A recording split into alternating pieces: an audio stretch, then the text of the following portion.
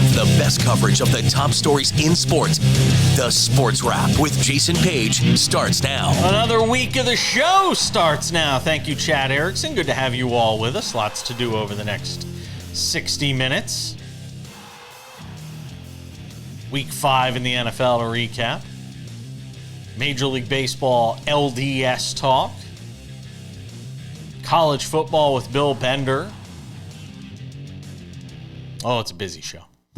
Dennis Bernstein will preview the NHL season with us as well. I had a chance to catch up with him late last week. We'll have that coming up as well. But Sam Yarnell is here, and boy, oh boy, Sam, let's deconstruct Week 5 in the NFL. Which just, look, parity is abound, man. Take the Vikings and take the Chiefs out of the equation, and we still don't know what the Chiefs are, minus Rashee Rice, which we're going to find out for the first time later on tonight. But, I mean, essentially, you've just got a league. I mean, through 5 weeks, I don't know if and look, I don't like to get hyperbolic. You know me. I try to avoid it. I try to avoid saying things like, I don't know if I've ever seen ... But I don't know if through 5 weeks I've ever seen this kind of parity in the league where it feels like sans the Chiefs, sans the Vikings, there's just a whole bunch of other teams you could throw into a hat right now. Yeah, you know, it's just like we came in right here on this show last Monday. I said it. It's a week-to-week league, and I think it was even more on display this week. Actually, I will say that this week it did feel like there was a little more of a regression towards normal than there has been through, like, week 4 was insane. Week 3 was wild. And it felt like week 5, you finally kind of got a grasp of, okay, this team wasn't supposed to win and they didn't. This team, you kind of feel like they're going to let you down all season long. Oh, they let you down in week 5. I think week 5 is a good kind of mile marker in the NFL I don't think season. so. It's I don't not think all we've the way to I don't, Halloween. Yeah, I don't think we've hit that barometer yet. I think the barometer's still kind of going wee wee wee wee wee wee wee. I don't think it knows where. I don't think we are anywhere close to knowing where all this settles. You know, Baltimore gets a win in Cincinnati, and we can talk about what happened there, obviously, with the Ravens getting the win over the Bengals, and it wasn't a win you feel great about the way they played. Their defense struggled. Joe Burrow throws 5 touchdowns. His coach gets scared in overtime after Lamar Jackson fumbles away the football and basically hands the game to Joe Burrow and the Bengals. Because Zach Taylor and company say, you know what, we'll just run it into the line 3 times, leave it to chance with a 50-something yard field goal. And we all saw how that wound up ending. And then in Buffalo, with the Buffalo and Texans, where Sean McDermott should have been fired on the spot and should have been forced to walk home from Houston for the way he managed that late game situation. You had the craziness with Josh Allen hitting his head on the ground. How he was ruled out with any sort of concussion, how that was ruled out as fast as it was, certainly needs to be investigated. I'm sure somebody is. I mean, it's over and over again in this league every week. The margins are just so close. Again, outside of the Chiefs, outside of the Vikings, and we talk about the Vikings who get a win in London, avoid the upset bid from the Jets late in that game. And Aaron Rodgers continues to just play sort of meh ball. He's not terrible. He still makes plays from time to time that remind you that he's Aaron Rodgers. But at the end of the day, he's not playing well enough for that team to capitalize on what has been a really good defense, a championship contending defense. He's not playing well enough for that to be enough. And everybody thought that's what was going to be the difference for the Jets was Aaron Rodgers. Like I said, I'm left scratching my head coming out of most of week 5 with just the Monday night game to go, and where we are right now, Sam. Well, Aaron Rodgers is playing horribly. He looked awful in that game against the Minnesota Vikings over in London. And I'm sure there are a bunch of New York Jet box score eaters out there that are going to come at me and say, oh, he threw for 244 yards and yada, yada, yada. The fact of the matter is his completion percentage was around 50%. He threw more interceptions than he did touchdowns. And oh, by the way, it was the first time he had thrown 3 interceptions in a game, I believe, since since COVID was a thing. Again, I said this on the show last.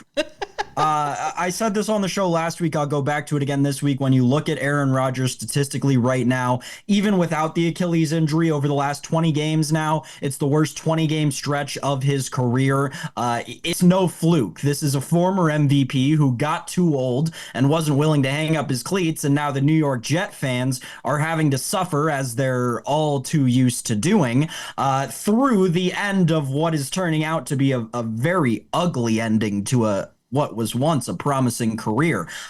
Listen, with the Bengals, their offense is fine. I mean, Joe Burrow threw for almost 400 yards and 5 touchdowns in that game. Lou Anarumo, I don't know what's going on. This is a guy who for years and years and years we regarded as one of the best defensive coordinators in the National Football League. All of a sudden doesn't look like he could stop a Texas Pee Wee football team out on an NFL gridiron right now. The Cincinnati Bengals are lost, and they are in a bad way, and it's gotten to a point where it's going to start doing organizational damage. Joe Burrow in the press conference after the game yesterday talking about how the offense wasn't doing anything wrong, and we'll see what changes need to be made.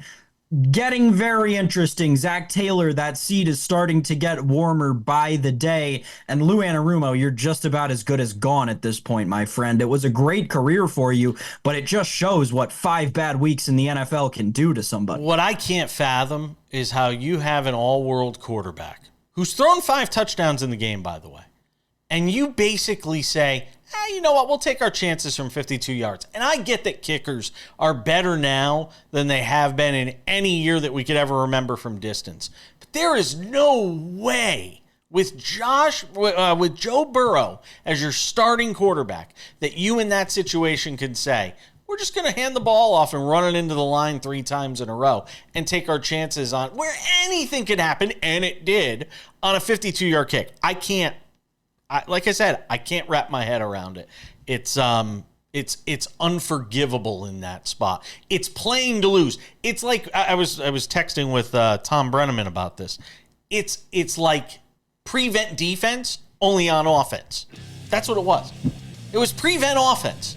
It was we're just going to run the ball into the line and kick. When you have Joe Burrow, who's thrown 5 touchdowns in the game, and the Ravens haven't been able to stop you all that much. It boggles the mind. We didn't get to the Niners and the Cardinals. We'll save that for Tuesday when we do some Tuesday leftovers. But we got some baseball to get to.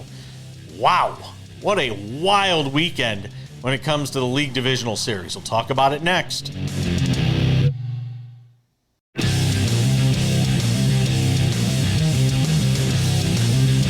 Coming up in 10 minutes, Bill Bender stops by to talk some college football.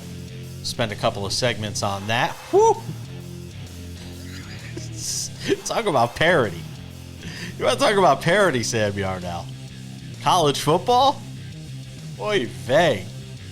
Lots of parity there. Let's get into some baseball, though.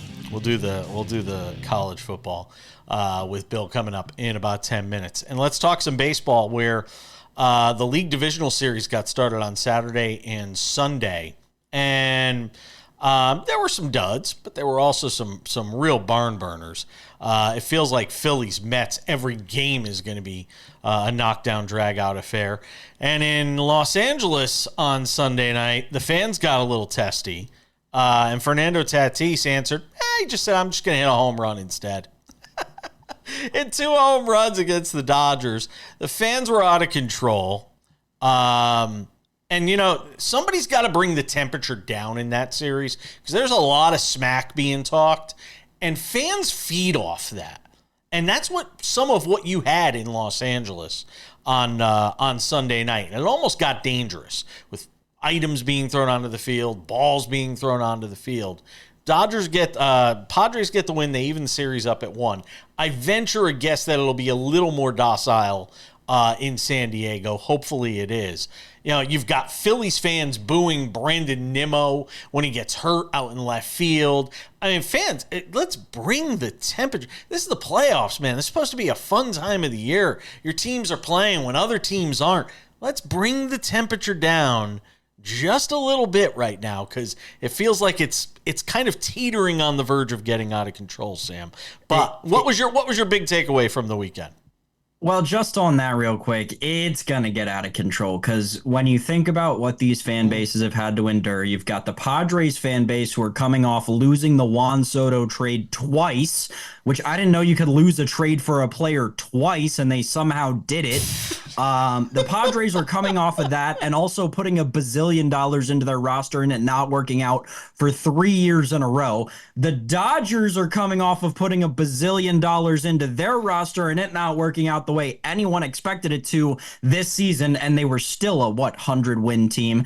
The Mets, I mean, we talked about this last week. I can't do it much more with the Mets and my rants on them, but the bottom line, their whole fan base is upset because, well, they haven't had anything to cheer for in 40 years, and they also spent $350 million on two guys last year who they traded 6 months later. Paying for. And then the Phillies have watched every team in their division, sans the Marlins, have postseason success since the last time they did, and that clearly just eats away at them. So each one of these fan bases left in the NL, they've all got something to play for. I don't think the temperature goes down at all in any of these series, but it's creating awesome moments within itself, right? Like the Jurickson Profar, noted good guy, Yes. in Major League Baseball. The Jurickson Profar trolling on Sunday night, which kind of set this whole thing ablaze, where he made the home run robbing catch and pretended he didn't, and by the time Mookie Betts had rounded second, he revealed that he caught the ball. It was awesome. It was tremendous. Great troll job. Don't like the guy, but respect the troll job. That's what lit this whole thing ablaze. Awesome moment. In the Phillies series on Sunday night, Castellanos hits the walk-off, Jason. What's the first thing he goes and does? Goes and finds his son and hugs him in the crowd. Like, we're getting these awesome moments out of these insanely tense environments, which to me is what the playoffs are all about. There is this constant added tension all over the place, but that's what makes kind of these very unique and intricate moments. Yeah, and you got a couple of tense series with the Dodgers and the Padres, Phillies and Mets. I don't think it's going to be as tense when it comes to the Guardians and Tigers and the Yankees and Royals. Let's be honest right now. It feels like we're on a collision course. When you just kind of look at the first the first game of both of those series, you just kind of get the sense that you know where that's headed, whether it's in 3 games, whether it's in 4 games. I think the Yankees are coming out of that series. I think the Guardians are coming out of theirs. And that's probably what we're going to get. I know the Tigers have been resilient, beyond resilient, this year. As much as we talk about the Mets, the Tigers have obviously been equally as resilient and up to the task this year. But feels like Yankees Guardians is a pretty safe bet through one game. I can't get all the way there. Yes, the Guardians will be there, hands down. Great story, Tigers. The Guardians flexed their muscles in game 1. I mean, that lineup at the end of the day is probably the most well-rounded in the American League.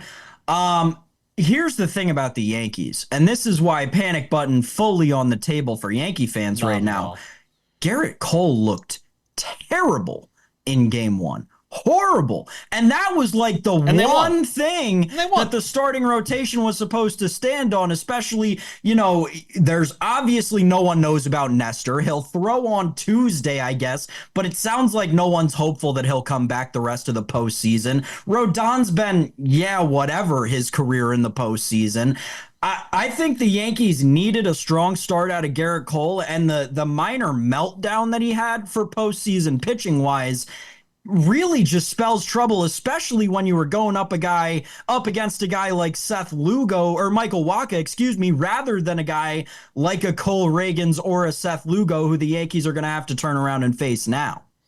I'm not worried about the Yankees, not in this series, because I don't think the Royals are at the level yet of this team. But I do think there's cause for concern beyond this series when you're talking about them squaring up against the Guardians. And the Garrett Cole stuff is disconcerting. I mean, look, he showed some flashes towards the end of the season at I think an 8-inning start in his last outing, something like that, pitched really well.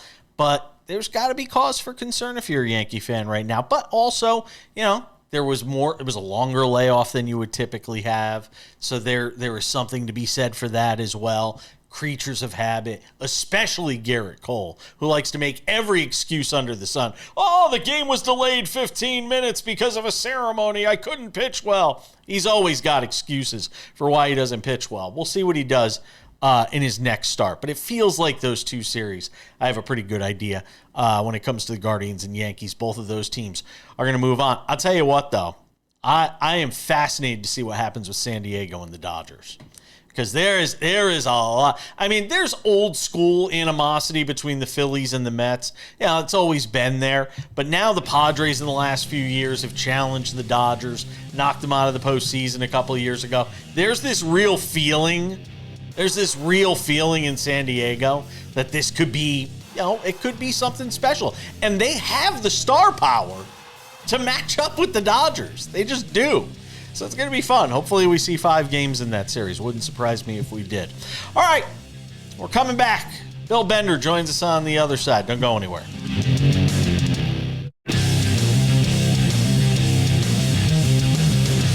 Welcome back to this Monday edition of the show. Let's do some college football. Get it away from NFL and playoff baseball. Kind of, because I got to ask Bill Bender a question, who's hangs out with us every Monday on the show to recap the college football weekend. Yeah, I think about this parity thing in the NFL that's going on right now. And I mean, after Minnesota and the Chiefs, and who knows what the Chiefs are going to be post Rashee Rice, depending on how long he's out, all of that. And you just look, and there's just a ton of mediocrity. It's just everybody's mid after those two teams.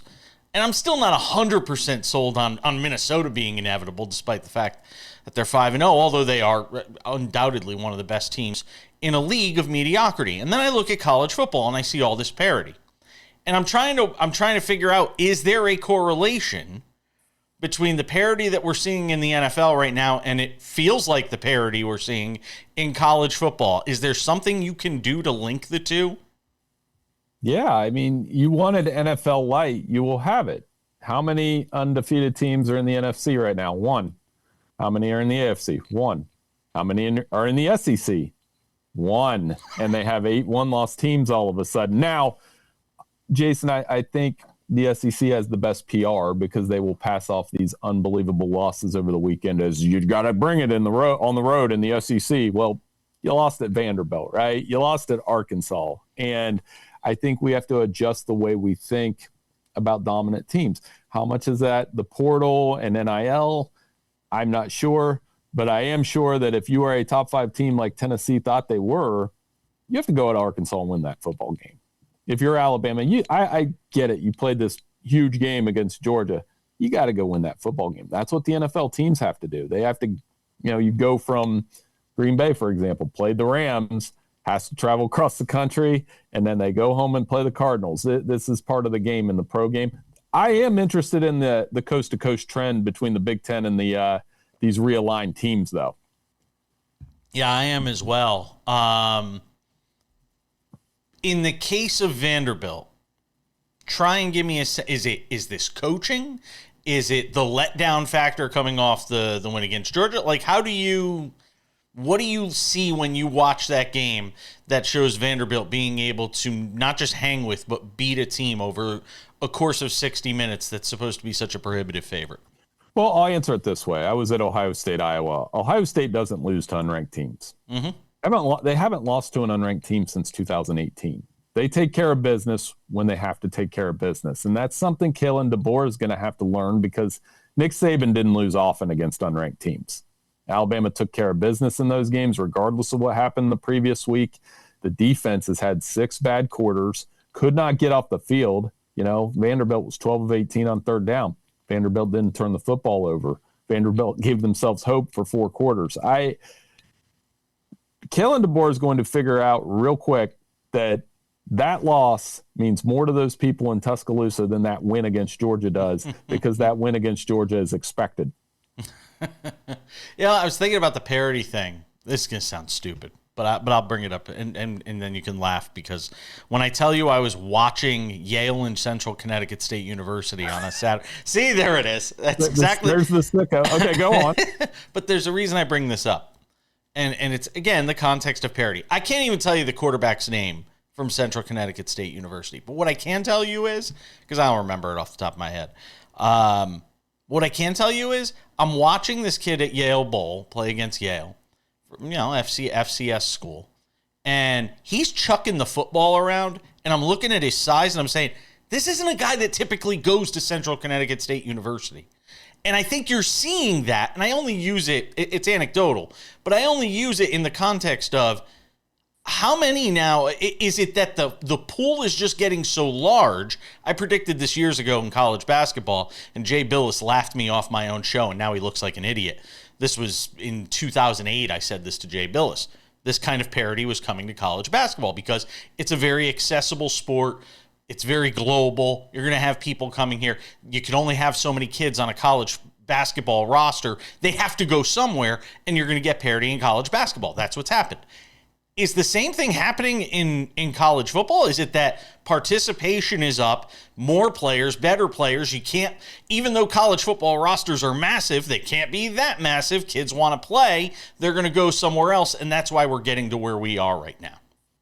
I think the realignment trend we just mentioned, where USC isn't capable of going across the country and beating a Minnesota, where Miami needs a 25-point fourth quarter comeback or late third quarter comeback to beat Cal on the road. And the difference between, now there's still an upper tier, the Ohio State, Texas. I still think you have to bring it to beat a Georgia no matter what.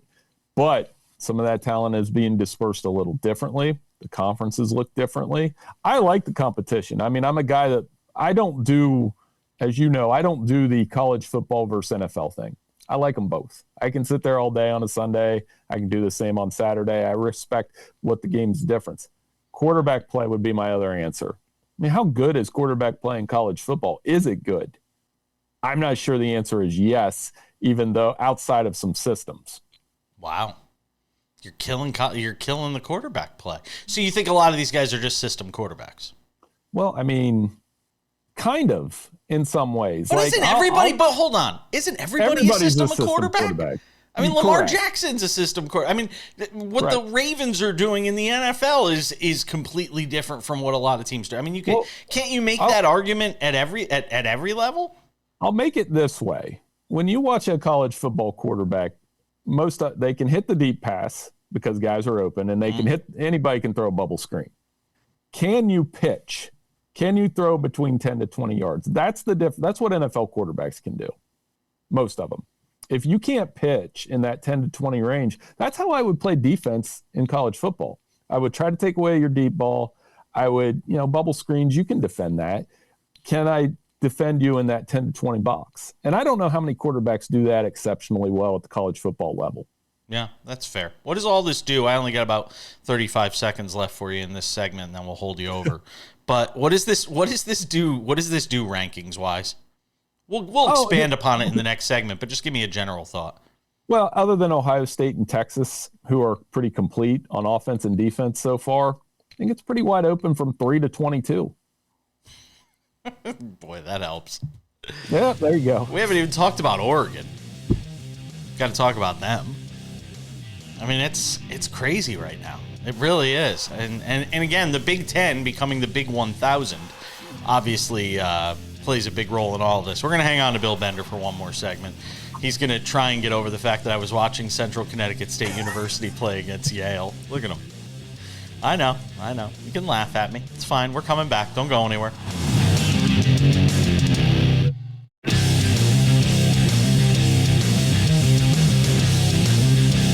Rolling along on this Tuesday, we keep the conversation moving on college football. Bill Bender, the Sporting News, does a terrific job. Did I tell everybody you were with the Sporting News when we started the last segment? Maybe I didn't. Bill writes for the Sporting News. He actually has a day job. He doesn't just come on with us every Monday. I do have a day job, and it's funny you say that at the Ohio State game on Saturday. Yeah. You know how you have to introduce yourself in a press conference, Bill Bender, Sporting News. But Jerry, the SID, introduced me first, and then I froze when it was my turn to talk to Ryan Day. I was like, oh, and he just looking at me like, where's the question, bro? And I'm like, oh, I don't know what to do. It's like an automated response. But yes, I do have a job, and I do enjoy it. All right, fair enough. Let's talk about a couple of former Pac-12 teams now in the Big Ten, and give me some thoughts on Oregon, and sort of where we are with the Ducks, and what they've been able to do so far this year.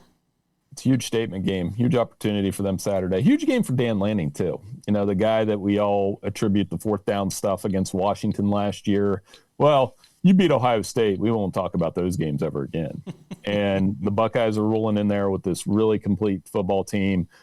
Oregon, watched them Friday night. Love the running game when Jordan James is going. Worry a little bit about Dylan Gabriel if he's under duress in this game because he's up against a very good Ohio State secondary. And, I can't calculate without seeing it what Oregon's front seven is going to do against Ohio State's offensive line. I thought they got after it the other night with Jordan Birch. They can get to the passer. If they get to Will Howard like that, they're going to have a chance in this game. But program-wide, a huge statement for them with the biggest team in the Big Ten coming to them. I wonder how much Scarlet and Gray is going to be in that stadium. I'm really curious to see that as well. With a guy like Gabriel, 6 years playing college football. I mean, it has to help when you basically can become a professional college quarterback. And we're not talking about a guy that's just, hung around and played a snap here or there. He's gotten a lot of snaps over the years. Yeah, he called himself at Big Ten Media Day a portal baby and a COVID baby, and he had like 7 other labels because he's played so much college football. He's like, I'm the test case for this, and the NIL, that was another one. And, here's a guy with an opportunity. Remember last year, he led Oklahoma to a victory in the Red River rivalry, and Oklahoma is playing Texas on the same day. I think there's some irony involved there that was the biggest win of the day. And he could lead the biggest win of the day here against Ohio State if he plays well. He had 2 really ill-advised throws in the red zone against Michigan State. The second one was bad. And I was going to ask you about that. Again, this Ohio State secondary with Denzel Burke, Caleb Downs, you can't make those throws. So Oregon has NFL tackles against Ohio State's edge rushers. That's going to be a great matchup for the football nerds out there. I try to watch it a little bit during the game, but it's almost you have to go back and watch it again when it comes to tackles versus edge rushers. What'd you get out of Miami and Cal? Entertained. I mean, come on, man. They were down 25. Are you not entertained? Quarter. Yes. That was great, a game. Now, we love conspiracy theories. I thought it was targeting, but I likened it to being out on the playground playing basketball with your buddies. You don't call that foul on game point, I guess. That's what I guess the justification was, because I probably thought it was targeting, but at the same token, they pin Cal, and then Cam Ward throws a 70-yard pass. So it's a little bit on Cal to win the game there and finish it out. But Miami's they've used all their 9 lives. They have a bye week. They go play Louisville. I love Cam Ward. I love their offense. I think that defense is going to catch them in a game at some point. And, if I was power ranking the ACC, Clemson, SMU, and Pitt are all right there. What do you see when you watch Cam Ward and you think about the next level? I think he's fun. The thing that he does wait till the last second to throw the football, and that works at the college level. He is a balance of, oh my gosh, look at that throw, and oh my gosh, why did he throw that? And I think he had one really bad interception against Cal that you can't. There are very few quarterbacks, regardless of level, that can safely throw the ball cross body, cross field. Kyle McCord threw a bad interception against UNLV the other night trying to do the same thing. If you're Patrick Mahomes, yeah, you can do that. Aaron Rodgers, maybe he can't do that anymore. Not anymore. But that's what he'll have to learn at the next level, is you just can't turn the football over. Yeah, you just can't make those sorts of mistakes. How about Washington and the small measure of revenge over Michigan? Yeah, I mean, Michigan's got to pick a quarterback. They hit their bye week at the right time. I don't think they're quite dead yet, but I think they go with Jack Tuttle and just roll with it and then fix that problem before next year, because the honeymoon of the national title season will be over. I'm impressed that Washington was able to eliminate some of those mistakes with Will Rogers. I think I don't know if they're a factor in the Big Ten race, but I think Jed Fish can build off that victory against Michigan. Give me the under the radar team right now that we're not talking about that everybody needs to be watching. I said it earlier, SMU with Kevin Jennings. You look at their offense in the last 3 games since he took over as starting quarterback. Their only loss is a field goal loss to BYU, which in the present doesn't look that bad. And they could absolutely be a factor. The 80s child in me is looking forward to the possibility that the ACC championship could be Miami, who was that team that everybody branded a bunch of troublemakers when I was a kid, versus SMU, the only team to get the death penalty in college football. I think that would be amazing. Real quick, do we just kind of hang on to Indiana or hang on any thoughts on Indiana until we get to that matchup against Michigan and then Ohio State the week after? Next week against Nebraska, we're going to find out, because Nebraska is an overtime away from being undefeated. So I love that matchup between the Huskers and the Hoosiers in week 8. And who knew I was going to say that in 2024?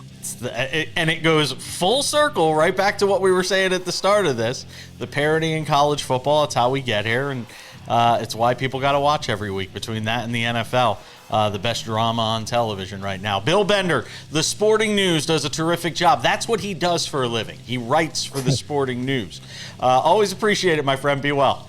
Hey, no problem. Thanks for having me on. We're coming back.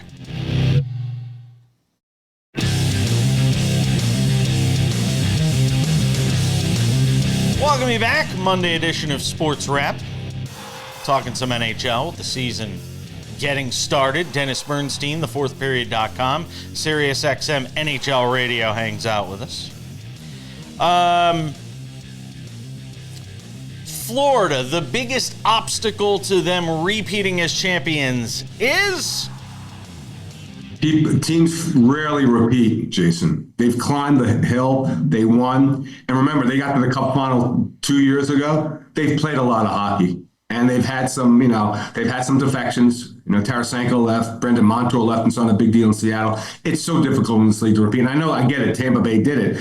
But I think that's the biggest thing. It's such a hard hill to climb. And there's a lot of good teams out there. Edmonton took them to a 7-game limit, lost by 1 goal. It's just a very difficult team to repeat and league to repeat in. So you don't really see dynasties. I think that's it. The way the league is set up and how contentious it is and how close these teams are. I won't use the word, but I'll use it, parity. It's just so difficult to repeat, Jason. The Rangers. We talked about them a little bit last week when we had you on. I want to get your thoughts on how they get over the hump that we talked about last week. What would be the difference between coming up a game short against the Panthers and being able to get past that point? Well, the belief by the organization is that team, basically it's the same team coming back. There's one addition, Roy Smith coming in from Pittsburgh. He'll help on the right wing.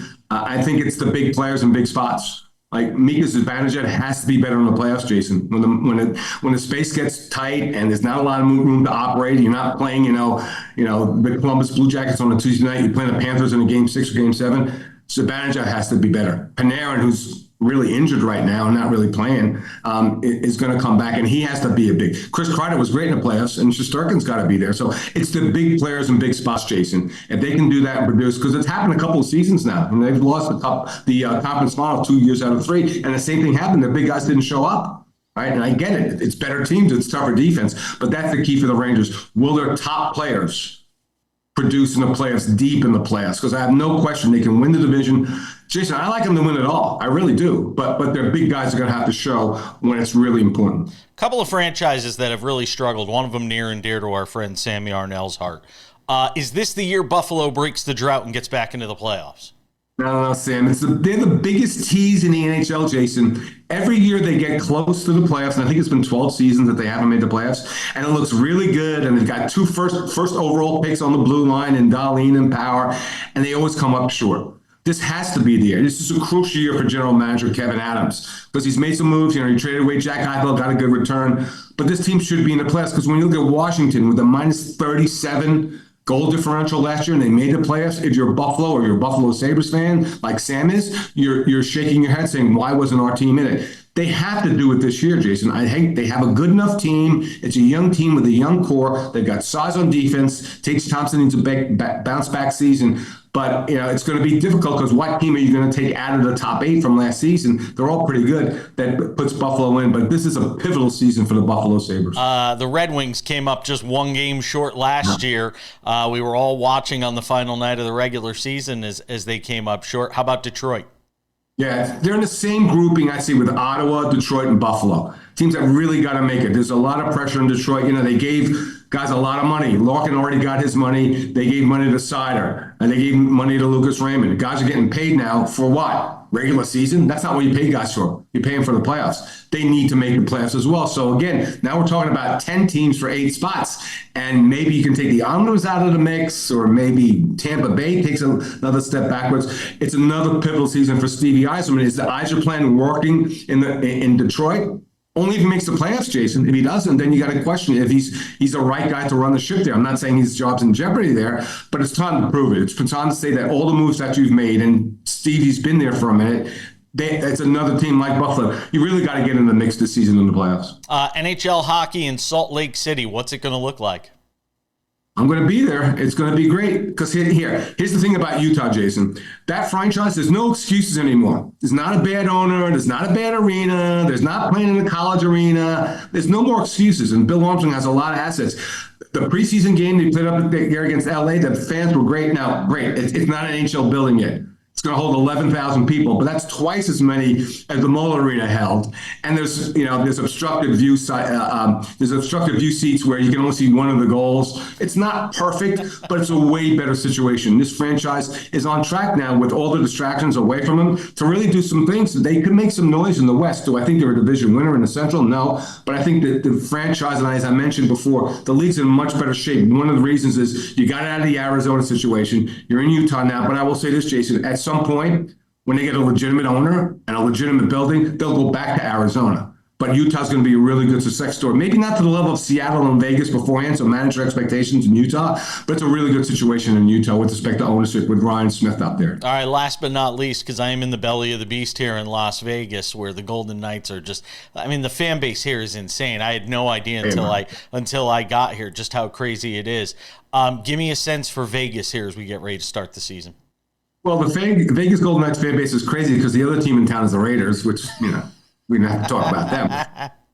The people, I think, are selling Vegas short. I really like a bounce back. Now, Marchessault left. He was an original Golden Knight. He was a 40-goal scorer. That was a big loss for this team. But, they have Hannafin on blue line for the entire season. They have Thomas Hurdle for the blue line also. They got rid of the distraction with Robin Leonard last week with respect to his contract. So I like that. Look, I like Edmonton to win the Pacific, but I really think Vegas can bounce back, not be a playoff wildcard team, but be maybe second in the division. So I think they can make it as a postseason. Because, Jason, the bottom line is there's still a lot of good players in Vegas. And I think they had a little bit of a chip on their shoulder because they went out in the first round last year. I expect a bounce back season. Maybe not to win a second cup in Vegas, but certainly a better season than last. Dennis Bernstein, he does a terrific job. He'll be with us all season long. TheFourthPeriod.com, SiriusXM NHL Radio. I always appreciate it, my friend. Be well.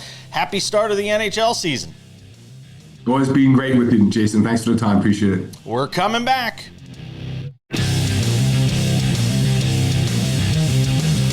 right, time to put the wraps on this baby for a Monday. We're back on Tuesday. Weekend leftovers because we couldn't possibly fit in all the NFL into just that opening segment today. Lots more on the NFL tomorrow. Scheduled to have Jim Leyritz on the show, former Yankee, World Series champion. Matt Verderam, too, from SI, does a great job on the NFL. He'll help us out with those Tuesday weekend leftovers on Tuesday. But in the meantime, it's time for some odds and ends. Odds and ends. It's just preseason, so we don't go crazy. But note the day in the log. Sunday, October 6th. 2024, LeBron James and Bronny James play together for the first time in Palm Desert, California at Acrisure Arena out in my old stomping grounds in the Coachella Valley. And yeah, Bronny was Bronny and he's going to develop and we'll see what he winds up becoming. But I am still in awe every time I watch LeBron James step on a court. And I'm not one of these sycophantic suck-ups. I don't have any special, relationship with LeBron or anything like that. But to watch him, 20 years deep into this thing, in a preseason game, running end-to-end, blocking Devin Booker shots. Again, stop. Whenever you get a chance to watch LeBron, take it in, because it's not going to be there forever, especially now that he's had the chance to play with his son. His days in the league are numbered. But still, just so, look at this. So dominant, even at this stage of his career. To be that deep into it and still be the most physically dominant player on the court, whether it's for 5 minutes, 10 minutes, 15 minutes, out of this world. That is one odds and ends. The other, boy, we had an interesting race in Talladega. Look, you knew there were going to be wrecks. The big one, or in this case, the huge one taking place right before they finished the race. There was like 4 or 5 laps left. They wind up going to overtime. And in that overtime, Ricky Stenhouse Jr. getting his first win since Daytona. Since his win at the Daytona 500, Ricky Stenhouse Jr. is your winner at Talladega. I got to say this, though, about the wrecks. I know everybody likes to watch the wrecks. Why do you watch NASCAR? You want to see a car go flipping over 15 times and a guy hop out and put his thumbs up. Nobody's hoping these guys get hurt in these wrecks. I don't watch it for that reason. But Talladega just feels like an accident waiting to happen every year. And it does just leave you wondering, like, what are we doing at Talladega?